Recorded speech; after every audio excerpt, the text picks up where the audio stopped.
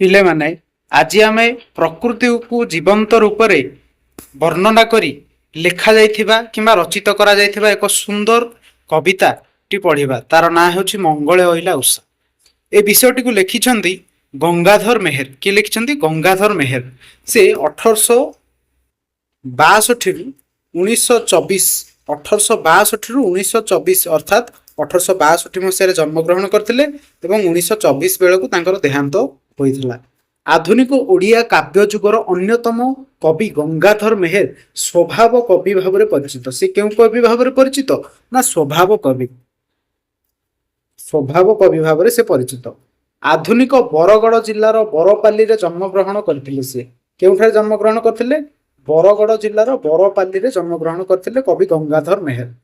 असाधारण सृष्टि प्रतिभार अधिकारी से पिलाटी दिनरू। पुरातन रे नूतनता आणिबारे गंगाधर कवि चतुरी अनन्य। से पुरातन कवि काव्य कविता को नूतन करी लिखि परिवार कला रखिथिले। संस्कृत साहित्यर काव्य नाटक अवलंबन रे ओडिया काव्यमान रचना करी से अनेकत्र निजर मौलिकता प्रकाश करि जाइछन्ति।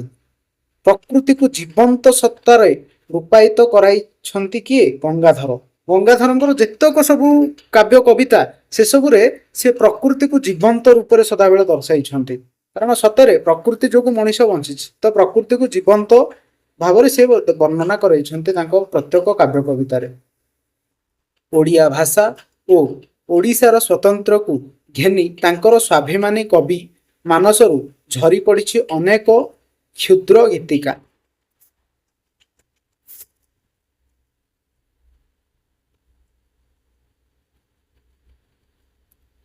गंगाधर काव्य प्रतिभार स्मारकी होउछि तपस्विनी, प्रणयवल्लरी, कीचकबद्ध, इंदुमती, पद्मिनी, अयोध्यार दृश्य आ उत्कल लक्ष्मी ए सब तांकर द्वारा रचित बहुत माने प्रसिद्ध काव्य कविता सब। तांको क्षुद्र गीत गुड़िक गीति गुड़िक संकलित होइछि कृषक संगीत। तांकर क्षुद्र गीत गुड़ाक जदि अच्छी पाइब तार बही ग्रंथ गुड़ाक अच्छी पुस्तक अच्छी से पुस्तकर ना गुड़ाक हूँ कृषक संगीत, कवितामाला, कविता कल्लोल, अर्घ्य थाली आदि पुस्तक। जो मंगले ओइला उषा ये जो कविताटी मंगले ओइला उषा पद्यटी तपस्विनी काव्यर चतुर्थ सर्गरु संगृहित काव्यांश। कौथुरु आछि? तपस्विनी काव्यर चतुर्थ सर्ग। वाल्मीकि आश्रम से निर्वासिता सीता को माने स्वागत मिलता। आ प्रकृति को मानव चरित्र भली उपस्थापना करिबारे कवि गंगाधर सिद्ध हस्तता यही पंक्ति गुड़िकर प्रतिफलित होइछि। तो विषयटी को पढ़िबा पूर्व आग आस आम यार सूचना गुड़िक देखा। हाँ, ए विषयटी केउ रागरे रचित कहीदे। विषयटी चोखी रागरे रचित। ए विषयटी केउ रागरे रचित? चोखी रागरे।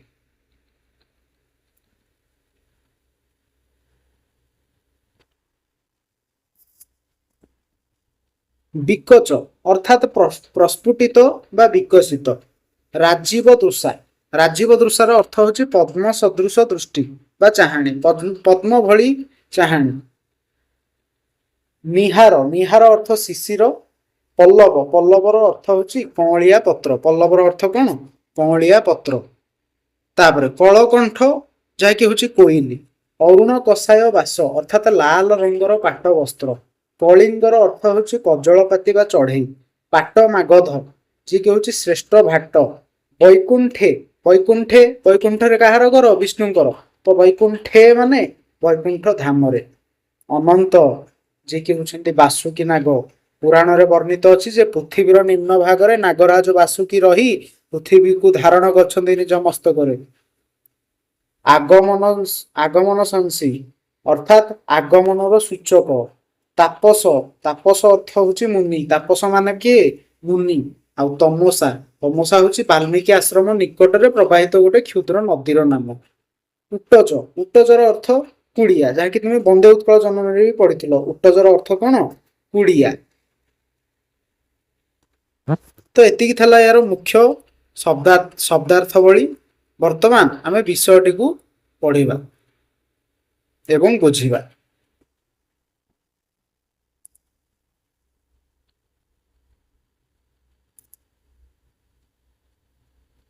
ମଙ୍ଗଳେ ଅଇଲା ଉଷା ବିକଚ ରାଜୀବ ତୃଷା ଜାନକୀ ଦର୍ଶନ ତୃଷା ହୃଦୟ ବହି।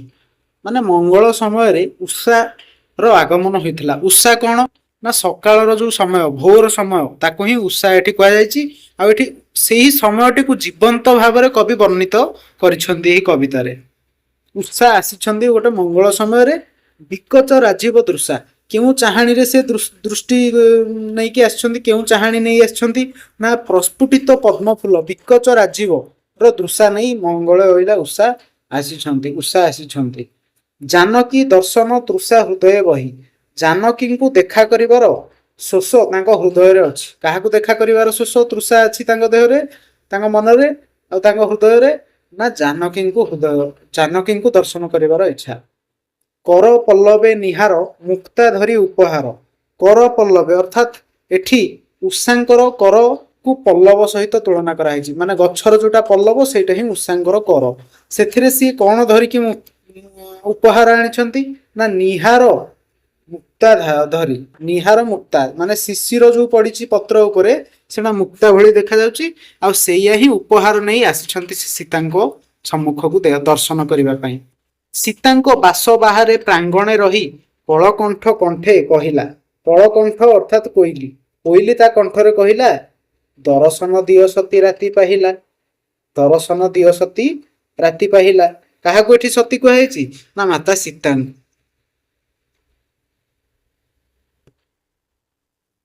ଅରୁଣ କଷାୟ ବାସ କୁସୁମ କାନ୍ତି ବିକାଶ ଅରୁଣ ରଙ୍ଗର ଲାଲ ରଙ୍ଗର ପାଟ ବସ୍ତ୍ର ପିନ୍ଧି କୁସୁମ କାନ୍ତି ମାନେ ଫୁଲରେ ଯୋଖିତ ହୋଇ ପ୍ରଶାନ୍ତ ରୂପ ବିଶ୍ୱାସ ଦିଅନ୍ତି ମନେ କେଉଁ ଯୋଗେଶ୍ୱରୀ ଆସି ମଧୁର ଭାଷେ ଆଶ୍ୱାସୀ ଡାକୁଛନ୍ତି ଦୁଃଖ ରାଶି ଉପଶମନ।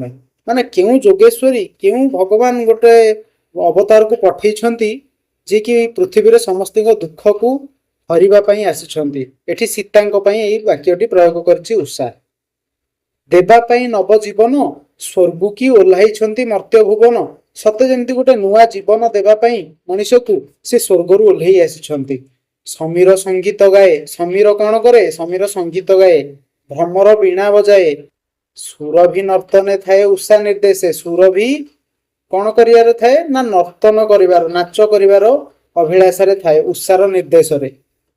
କୁମ୍ଭାଟୁଆ ହୋଇ ଭାଟ ଆରମ୍ଭିଲା ସ୍ତବ ପାଠ କୁମ୍ଭାଟୁଆ କଣ ହେଇଥିଲା ନା ଭାଟ ପଣ୍ଡିତ ହେଇଥିଲା ଯିଏକି ସ୍ତବ ପାଠ ଆରମ୍ଭ କଲା। କଳିଙ୍ଗ ଅଇଲା ପାଟ ମାଗଧ ବେଶେ କଳିଙ୍ଗ କୋଉ ବେଶରେ ଆସିଲା ନା ପାଟ ମାଗଧ ବେଶରେ ଆସିଲା। ଲଳିତ ମଧୁରେ କହିଲା ଲଳିତ ମଧୁରେ ସେ କଣ କହିଲା ପାଟ ମାଗଧ ହେଇ ସେ କଣ କହିଲା ନା ଉଠ ସତୀ ରାଜ୍ୟ ରାଣୀ ରାତି ପାହିଲା ଉଠ ସତୀ ରାଜ୍ୟ ରାଣୀ ରାତି ପାହିଲା। ସତୀ ରାଜ୍ୟର ରାଣୀ ସୀତା ଦେବୀ ସେ ତାଙ୍କୁ ଉଠେଇବା ପାଇଁ ପ୍ରୟାସ କଲେ। ମୁନି ମୁଖ ବେଦ ସ୍ୱନ ପୂର୍ଣ୍ଣ କଲା ଶ୍ୟାମ ବନ ଉଠିଲା ଭେଦି ଗଗନ ଉଚ୍ଚ ଓଙ୍କାର ଗଗନରେ ଉଚ୍ଚ ଓଙ୍କାର ଶବ୍ଦରେ ଭେଦି ଉଠିଲା। ଆଉ ମୁନିର ମୁଖରୁ ଯୋଉ ବେଦସ୍ୱନ ବାହାରୁଛି ସେଥିରେ ଶ୍ୟାମବନ ପୁରା ପୂର୍ଣ୍ଣ ହେଇଗଲା। ବୈକୁଣ୍ଠେ ଦେଇ ତୃପତି ଅନନ୍ତ ଶ୍ରୁତି କି ଗତି ବୈକୁଣ୍ଠରେ ତୃପ୍ତି ଦେଇକି ଅନନ୍ତ ନାଗକୁ ମଧ୍ୟ ଭଲ ଲାଗିଲା। ସେ ଅନନ୍ତ ବାସୁକୀ ନାଗକୁ ମଧ୍ୟ ସେ ବେଦ ଧ୍ୱନି ସେ ଓଙ୍କାର ଧ୍ୱନି ଭଲ ଲାଗିଥିଲା। ବିହିଲା କି ସରସ୍ୱତୀ ବୀଣା ଝଙ୍କାର ସତେ ଯେମିତି ସରସ୍ୱତୀ ତାଙ୍କ ବୀଣା ଝଙ୍କାର ବଜାଉଛନ୍ତି। ବେଳୁ ବେଳ ବନ ଉଜ୍ଜଳ ବେଳୁ ବେଳ କଣ ହଉଛି ନା ବନ ଉଜ୍ଜଳମୟ ହେଇଯାଉଛି। ମନ୍ତ୍ର ବଳେ ଯେନେ ବଢି ଆସିଲା ବଳ ମନ୍ତ୍ରକୁ ଶୁଣିଲା ମାତ୍ରେ ବଳ ବଢି ଆସିବ। ଏକାଳେ ବ୍ରହ୍ମଚାରିଣୀ ଅନୁକମ୍ପା ତପସ୍ୱିନୀ ସେଠୁ ଜଣେ ବ୍ରହ୍ମଚାରିଣୀ ଆସିଛି ଏଠି ତା ନାଁ ହଉଛି ଅନୁକମ୍ପା। ସେ ତପସ୍ୱିନୀର ନାଁ କଣ ଅନୁକମ୍ପା। ଆସି ଜାନକୀ ନନ୍ଦିନୀ ପାଶେ ଗମ୍ଭୀରେ ବୋଇଲେ ଉଠ ବୈଦେହୀ ଉଷା ସୁକୁମାର ଦେହି ଉଷା ସୁକୁମାର ଦେହି ଆସିଛି ଦର୍ଶନ ଦେଇ ତୋଷ ବିଧିରେ ମାନେ ତୋରି ଦର୍ଶନ କରିବା ପାଇଁ ଖୁସି ମନରେ କିଏ ଆସିକି ପହଞ୍ଚିଛି ଦୁଆର ମୁହଁରେ ନା ଉଷା ଆସିଛି। ଉଷା ସୁକୁମାର ଦେହି ଉଷା କୋଉ ଦେହି ନା ସୁକୁମାର ଦେହି ସିଏ ଆସିଛି ଦର୍ଶନ କରିବା ପାଇଁ। ତମସା ରହିଛି ଅନାଇ ତମସା ଉଣ୍ଡିକି ରହିଛି ଅପେକ୍ଷା କରି ରହିଛି କଣ ପାଇଁ ନା କୋଳ କରି ଥରେ ସୁଖ ଲଭିବା ପାଇଁ ତୁମକୁ କୋଳରେ ନେଇ ଥରେ ସୁଖକୁ ଲଭିବା ପାଇଁ ତମସା ମଧ୍ୟ ଚାହିଁ ରହିଛି। ପଦ୍ମିନୀ ହୃଦ ଶିଶିର ବିନ୍ଦୁରେ ଖର ରଶ୍ମିର।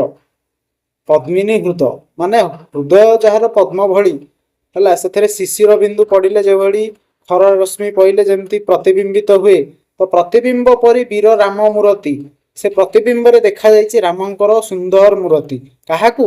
ନା ସୀତାଙ୍କୁ। ଶୋକ ଜର୍ଜରିତ ଚିତ୍ତ ଫଳକେ କରି ବିଚିତ୍ର ଚିତିତ୍ର, ଏଟା ଅଛି ଚିତିତ୍ର। ହେଲେ ଆସନୁ ଉତ୍ଥିତ ଜାନକୀ ସୀତା, ତାଙ୍କ ଆଖିରେ, ତାଙ୍କ ମନରେ, ତାଙ୍କ ହୃଦୟରେ ବର୍ତ୍ତମାନ ନିଦରୁ ଉଠିବା ପୂର୍ବରୁ ପ୍ରଥମେ ରାମଙ୍କର ମୂର୍ତ୍ତି ଆଉ ପ୍ରତିଛବି ଅଙ୍କିତ ହୋଇଛି। ତାକୁ ଦେଖି ସେ ଶୋକ ଜର୍ଜରିତ ହୋଇ ନିଦରୁ ଉଠିଛନ୍ତି। ହେଲେ ଆସନୁ ଉତ୍ଥିତ ଜାନକୀ ସତୀ ନମି ଅନୁକମ୍ପା ପୟରେ, ଅନୁକମ୍ପାଙ୍କ ପୟରେ ସେ ନମନ କଲେ, ମାନେ ନମସ୍କାର କଲେ ଉଠୁ ଉଠୁ। ବନ୍ଦିଲେ ଉଷା ର ପଦ ସବିନିମୟରେ, ସବିନୟରେ ମାନେ ବହୁତ ଦୟାର ସହିତ ଉଷାଙ୍କର ପଦ ପଙ୍କଜକୁ ବନ୍ଦନା କଲେ, ମାନେ ଉଷା ସମୟକୁ ବନ୍ଦନା କଲେ। ବୋଇଲେ ତାକୁ ପ୍ରଶଂସି ତୁମେ ତିମିର ବିଧ୍ୱଂସୀ, ସୀତା ଉଷାଙ୍କୁ ପ୍ରଶଂସା କରି କଣ କହିଛନ୍ତି? ନା ସେ ହେଉଛନ୍ତି ତିମିର ବିଧ୍ୱଂସୀ, ଅର୍ଥାତ୍ ଯେ ଅନ୍ଧକାରକୁ ବିଧ୍ୱଂସ କରେ, ତିମିର ବିଧ୍ୱଂସୀ କିଏ? ଉଷା। ରବି ଆଗମନ ସଂସି ହୁଅ ସଂସାରେ, ରବିଙ୍କର ଆଗମନର ଖବର ତୁମେ ହିଁ ସମସ୍ତଙ୍କ ପାଖରେ ପହଞ୍ଚାଇଥାଅ। ତୁମ୍ଭ କୋମଳ ଚରଣ କରେ ଜ୍ୟୋତି ଆହରଣ, ତୁମ୍ଭର କୋମଳ ଚରଣରେ ଜ୍ୟୋତି ଆହରଣ କରି ଦେଖାଯାଏ ସମସ୍ତଙ୍କୁ। ତହିଁ ଯାଉଛି ଶରଣ ଦୃଢ ଆଶାରେ, ସେଇ ଉଷାଙ୍କର ଶରଣ ମୁଁ ଯାଉଛି। କିଏ ଯାଉଛନ୍ତି ଏଠି ଶରଣ ଉଷାଙ୍କର? ନା ମାତା ସୀତା। ଶୁଭ୍ର ସୌରଭ ରସିକେ ଶୁଭ ସମ୍ପାଦିନୀ ହୁଅ ରଘୁବଂଶିକେ, ଯେମିତି ମତେ ଆସି ଏଠି ଦେଖାଦେଲ, ସେମିତି ସେପଟେ ଶ୍ରୀ ରଘୁବଂଶିକ ମାନେ ରାମଚନ୍ଦ୍ରଙ୍କୁ ମଧ୍ୟ ଆପଣ ଶୁଭ ସମ୍ପାଦିନୀ ହୁଅନ୍ତୁ। ଉତ୍ସୁକ ହୃଦୟ ରାତ୍ରି ଶେଷରେ ଆଶ୍ରମ ଧାତ୍ରୀ ତମସା ନିର୍ମଳ ଗାତ୍ରୀ ପବିତ୍ର ଧାରା, ସେଠୁ ତମସା ମଧ୍ୟ ସିଆଡେ ଅନାଇ ବସିଛି, କେତେବେଳେ ସୀତା ଆସିବେ ସ୍ନାନ କରିବା ପାଇଁ। ନିର୍ମଳ, ତାର ନିର୍ମଳ ଗାତ୍ରୀ ଅର୍ଥାତ୍ ନିର୍ମଳ ଜଳପୂର୍ଣ୍ଣ ଶରୀରରେ କେମିତି ସୀତାମାତାଙ୍କୁ ଥରେ କୋଳ କରିବାର ଇଚ୍ଛା ରଖିଛି ତମସା।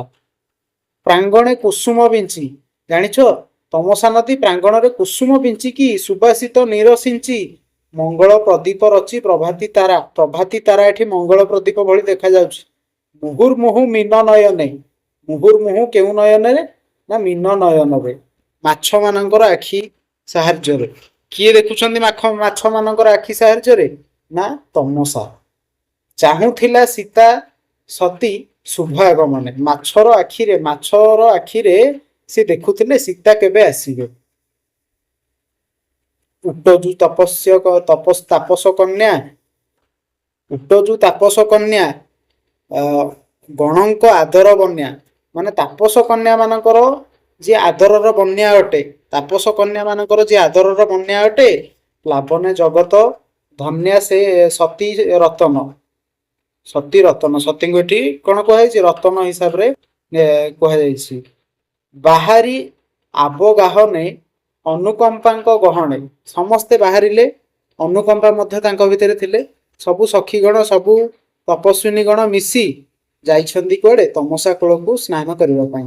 ତମସା ଧାର ବହନେ କଲେ ଗମନ, ତମସା ଧାରର ବହନେ କଲେ ଗମନ ସେମାନେ। ସତୀଙ୍କ ତମସା ଅଙ୍କରେ, ସତୀଙ୍କି ତମସା ତା ଅଙ୍କରେ, ତାର ଅର୍ଥଟା ବୁଝ ଭଲସେ ଆଉଥରେ। ସତୀଙ୍କୁ ଅର୍ଥାତ୍ ସୀତା ମାତାଙ୍କୁ ତମସା ତା ଅଙ୍କରେ ମାନେ ତା ଶରୀରରେ, ତା ଜଳରେ ଘେନି ସ୍ନେହେ ଆଲିଙ୍ଗିଲା, ମାନେ ଆଲିଙ୍ଗନ କଲା, କୁଣ୍ଢେଇଲା ତରଙ୍ଗ କରେ। କେଉଁ ହାତ ଦ୍ଵାରା କୁଣ୍ଢେଇଲା? ନା ତରଙ୍ଗର ହାତ, ତରଙ୍ଗ କରରେ ସେ କୁଣ୍ଢେଇଲା।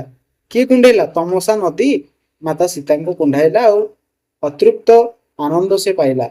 ଅମୃତ ମଧୁର ସ୍ୱରେ ଭାସିଲା ପରିତୋଷରେ, ମା ଗୋ ମୋ ମାନସର ନଥିଲା ଆଶା, ମାନେ ଏଠି ତମସା ସୀତାମାତାକୁ କହୁଛନ୍ତି ଯେ ମୋର ଆଶା ନଥିଲା, କରିବ ଅଙ୍କେ ବିହାର ରାଜଲକ୍ଷ୍ମୀ ହୃଦୟହାର, ତୁମେ ମୋ ଅଙ୍କରେ ଆସି ବିହାର କରିବ, କ୍ରୀଡ଼ା କରିବ ମୋ ଜଳରେ ଆସି। ସୀତା କରି ପରିହାର ଭୋଗ ପିପାସା, ଭାଗ୍ୟବତୀ ମତେ ସଂସାରେ ବୋଲିବେ ତୋ ଯୋଗୁ ଏକା ପର ସଂସାରେ। ଏଠି ଭାଗ୍ୟବତୀ ବୋଲି କିଏ କହିଛି କାହାକୁ? ଏଠି ଭାଗ୍ୟବତୀ ବୋଲି ତମସା ନିଜକୁ କହିଛି। କଣ ପାଇଁ? କାରଣ ମାତା ସୀତା ଆସି ତା କୋମଳ ଜଳରେ ତାର କୋମଳ ଶରୀରରେ ସ୍ନାନ କରୁଛନ୍ତି।